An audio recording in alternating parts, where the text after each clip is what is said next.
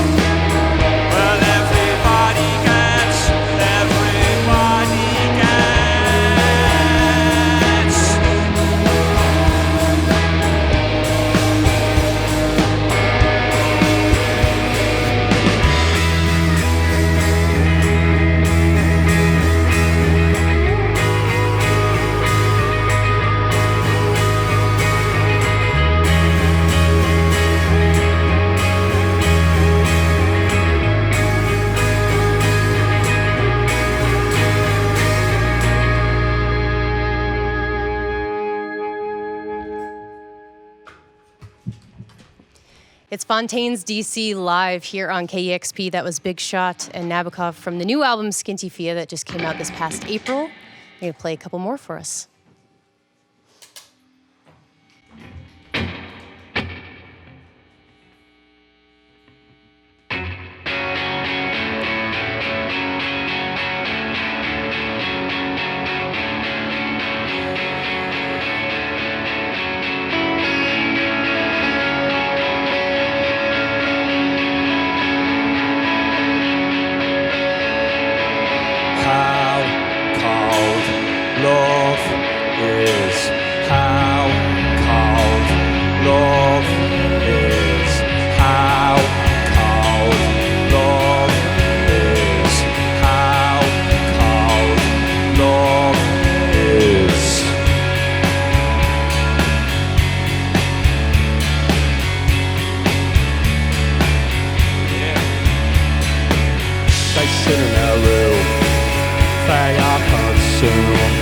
They fall in their bed, they wanna go dead.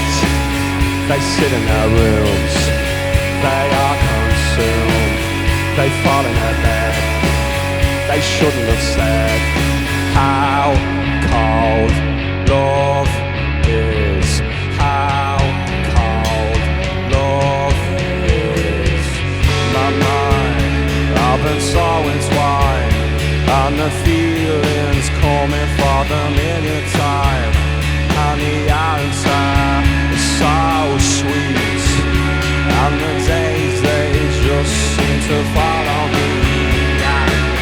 My mind, I've been so inclined, and the feelings coming with the finish line, and the answer is so cold, so cold.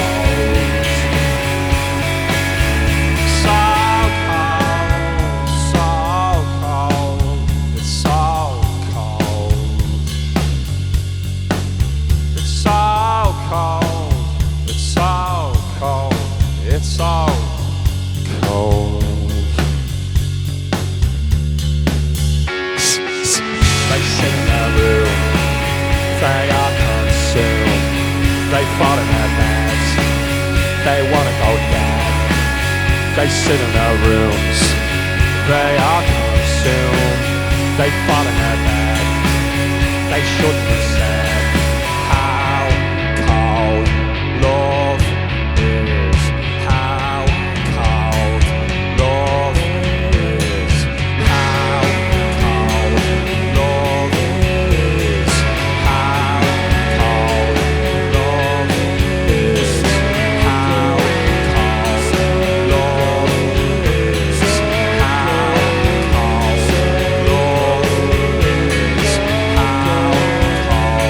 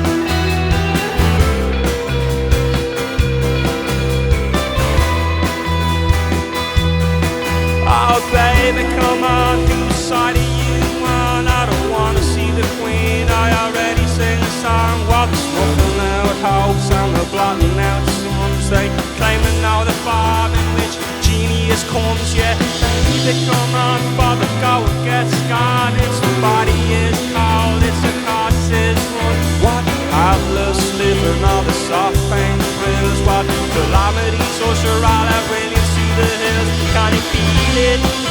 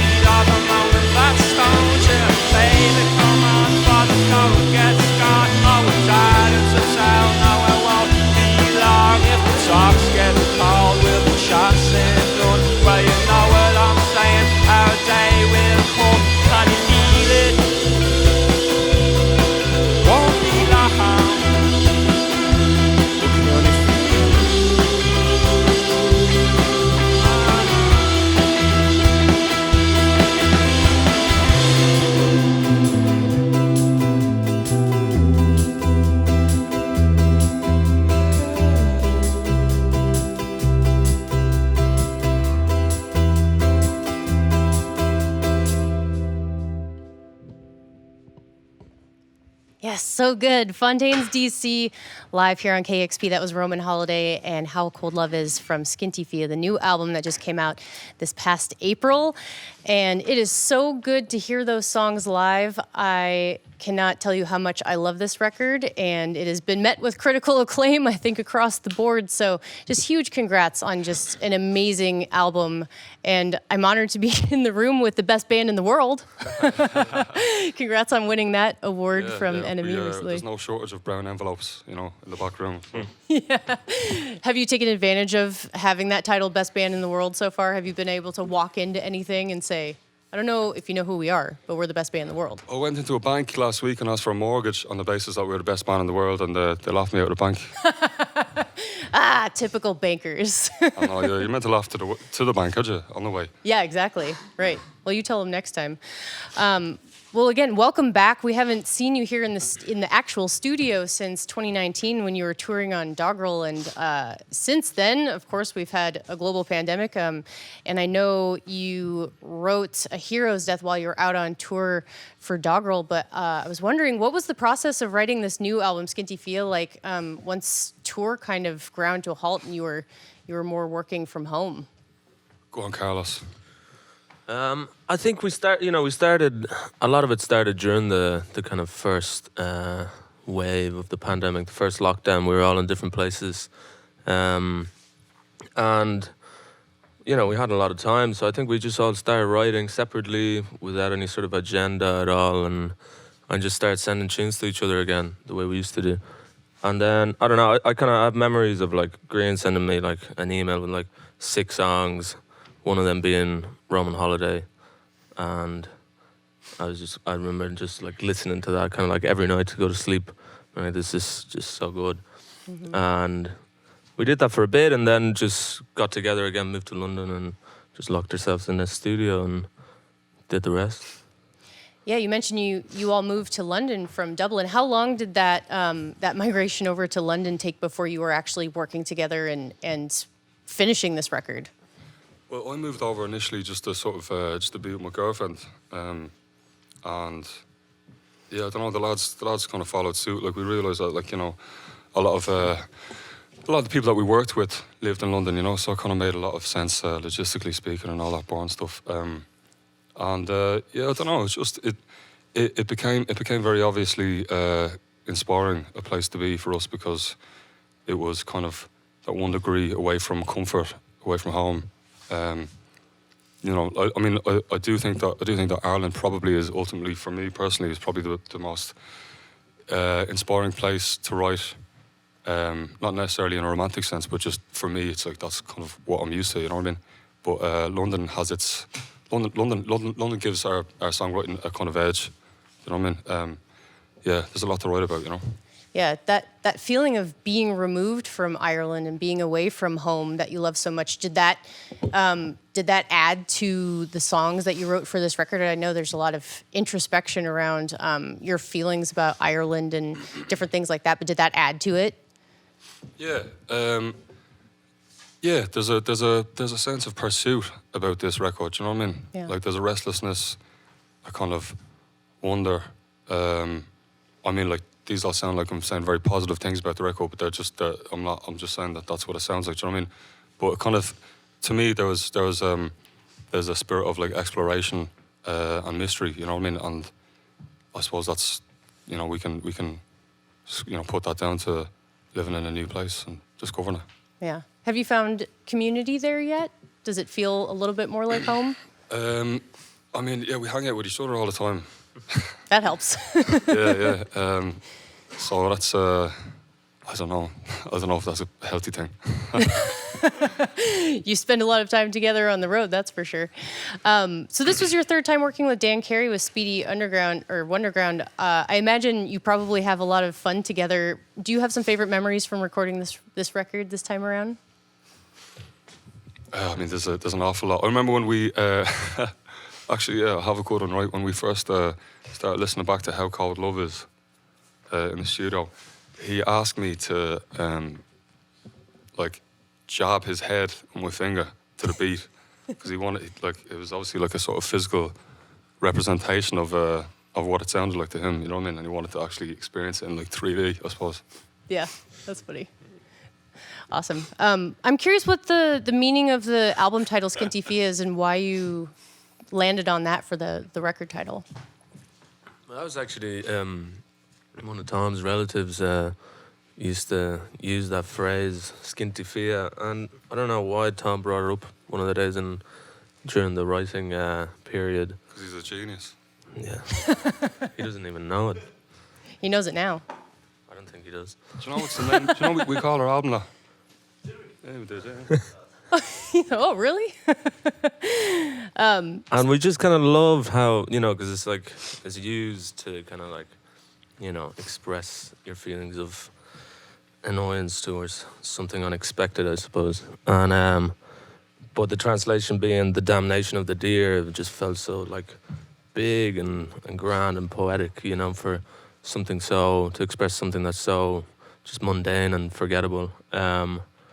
That it just kind of made us really fall in love even more with the Irish language, you know, and the depth that it has. And that's why we landed on it. We just thought it sounded so good, you know, as a couple of words, and it just went down that route. It was one of those kind of accidents, I think, you know. We just wrote it on the board, named whatever song we were writing at the time, named that song Skinty Fia, put it on the board, kind of like maybe we'll change the name, and then it just became the album title. I just really like the way it sounded. Like, it just sounds like at once like metallic, a kind of industrial, and also sort of mythological to me. You know what I mean? Just like in terms of its actual, you know, phonetically speaking. Like, you know what I mean?